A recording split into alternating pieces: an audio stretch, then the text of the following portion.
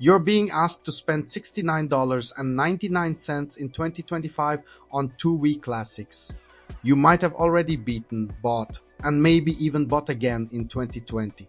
So here's the real question. Is Super Mario Galaxy 1 Plus 2 on Switch and Switch 2 a museum piece with a premium ticket, or a definitive way to play two of the best platformers ever made without blowing stardust out your wallet?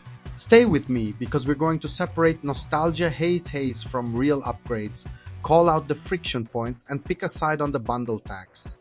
Let's map the Starfield first. The package drops both games as separate icons, runs at a clean 60 frames per second, and on Switch 2, you're getting a 4K docked presentation with visibly sharper textures, tidier edges, and a general glow-up that flatters both games on big modern TVs. Multiple reviewers agree the visual pass is substantial for a remaster, not a remake. Think clean textures, higher res UI, and geometry that finally looks crisp instead of Vaseline smeared. One outlet flagged rare lighting bleed and a couple of performance hiccups during heavy set pieces. Another countered that on Switch 2 with the new Pro controller, the experience was smooth throughout. Translation: baseline is strong, a few folks saw brief wobbles. Not a deal breaker but worth knowing. Controls are the spicy part. Galaxy was designed around the Wii Remote's pointer and shake. The new setup maps spin to a button and uses gyro for the cursor so you can still hover star bits and hit context actions. Reviewers generally say gyro works surprisingly well, handheld and docked, and you can reset the cursor with a tap when it drifts. The friction lives at the edges. Gravity-bending platforms can make camera and movement vectors fight your brain, and the motion-centric minigames are still. The motion-centric minigames. Some sections that once demanded waggle remain waggle-ish, and the camera still ratchets in increments instead of giving you free look confidence. If you were hoping for fully reauthored traditional controls in those gimmick levels, that didn't happen. Accessibility advocates in the reviews called this a miss, and I agree. Here's where the two games diverge and where opinions get fun. The first Galaxy is the magic trick. The Comet Observatory Hub, the fairy tale melancholia of Rosalina's picture book, the constant sense that gravity is a toy box and Miyamoto is winking at you from behind the curtain. Several reviewers flat out prefer Galaxy 1's world layout, story beats, and the way its hub anchors the journey. Galaxy 2 is the cleaner machine. Starship Mario, a more traditional world map, and a bigger emphasis on bite-sized levels, new mechanics, more power-ups, and yes, Yoshi antics. If you love tighter level pacing, 2 is your jam. If you want a vibe, a place to return to, 1 still feels singular. That split explains why one reviewer rated the bundle 8/10, dinging outdated design beats and price, while others landed in the 9/10 zone, praising the technical pass and how shockingly modern these games still feel in motion. New content, light but not imaginary. Galaxy gets an extra chapter in Rosalina's storybook. Galaxy 2 gets a brand new tome. It's a sweet lore flex that adds texture without retcon fireworks. Quick spoiler in 3, 2, 1. It's extra character shading, not a secret boss or a wild twist that reframes the saga, so don't buy this expecting a hidden campaign. Back to safe shores.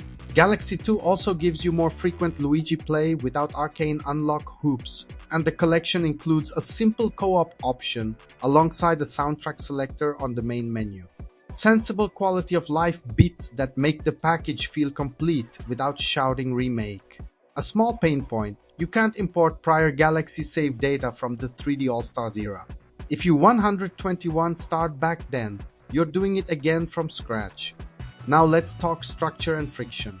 The first game still boots you back out after snagging certain hidden stars, killing your flow if you were mid-objective. In an era defined by Odyssey's uninterrupted moon binges, that stop-start loop feels dated. The camera's incremental nudges, mostly fine on the small spherical planetoids, occasionally get fussy during complex jumps or fast sections. Water levels continue to have the directional chaos of fighting a shopping cart with a bad wheel. But when Galaxy clicks, the spherical traversal, the gravity flips, the rhythmic platforming, few games touch its playful precision. That's the heart of the value question. How much does the magic outweigh the antiquity? Price time.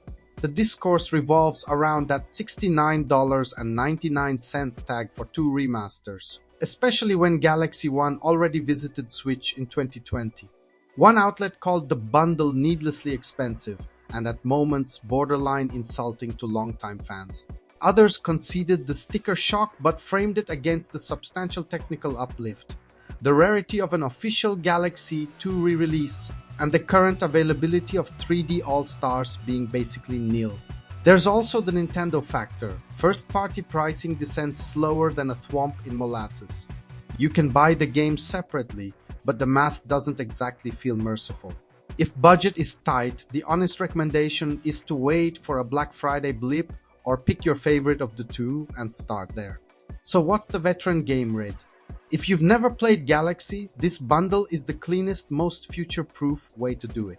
On Switch 2, the 4K presentation and 60 frames per second make the art sing, and the gyro implementation is good enough that you stop thinking about it 20 minutes in.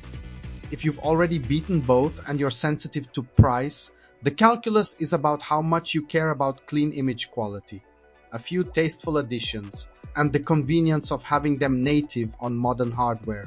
The camera quirks, motion minigames, and occasional orientation gremlins are real, but they're footnotes next to level design that could still be shipped tomorrow with a new logo and win Game of the Year nominations. My stance: it's a brilliant package built like a brand new game.